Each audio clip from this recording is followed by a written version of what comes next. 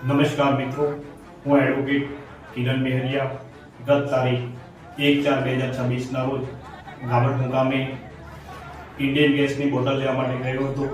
ત્યારે લક્ષ્મી એજન્સીના સંચાલક અને સહમળતિયાઓ સાથે મળીને લાકડી વડે મારા તથા મારા ભાઈ ઉપર હિંસક હુમલો કરવામાં આવ્યો હતો।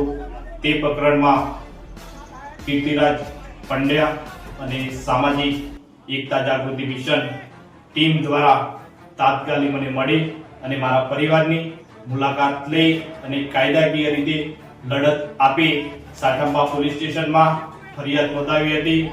તે બદલ હું કીર્તિરાજ પંડ્યા તથા સામાજિક જાગૃતિ મિશન ટીમનો હું હૃદયપૂર્વક આભાર માનું છું। તેમજ મોડાસા મિરર ન્યૂઝ ચેનલે અમારી રૂબરૂ મુલાકાત લઈ અને સમગ્ર ઘટનાનું કવરેજ કર્યું હતું। તે બદલ ચેનલનો હું ખૂબ જય ભારત સાથી મિત્રો, હું છું કીર્તિરાજ પંડ્યા, સામાજિક એકતા જાગૃતિ મિશન અરવલ્લી જિલ્લાના સહપ્રભારી વિજય યામીન, કાર્યાલય સચિવ શ્રી શૈલેષભાઈ પરમાર નાઓ તથા જે પીડિત પરિવાર છે કિરણભાઈના સાથે રાખી જે સાઠંબા પોલીસ સ્ટેશન ખાતે એટ્રોસિટી એક્ટ તથા BNS એક્ટ કલમ મુજબનો ગુનો દાખલ થયેલ હતો।